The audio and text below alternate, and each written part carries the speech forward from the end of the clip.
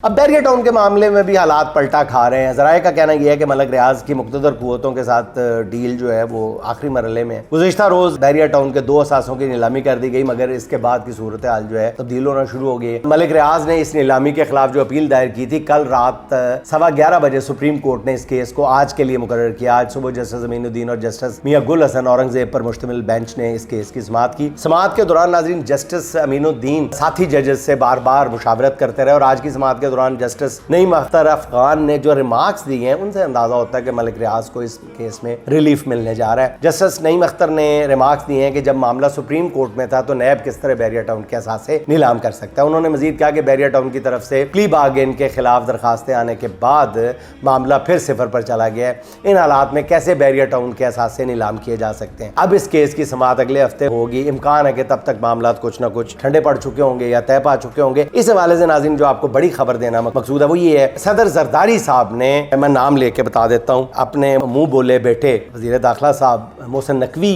के ज़रिए बाज़ बाअसर लोगों तक ये धमकी पहुँचाई है अपनी, जो मैं लफ्ज़ बलफ्ज़ आपकी खिदमत में पेश कर देता हूँ। वो ये है कि जरदारी साहब ने नकवी साहब के ज़रिए पैगाम पहुँचाया है कि हजूर वाला वक्त बदलते देर नहीं लगती, अगर वक्त वो नहीं रहा तो रहना ये भी नहीं है, सिस्टम बर्बाद हो जाएगा अगर कोई है तो।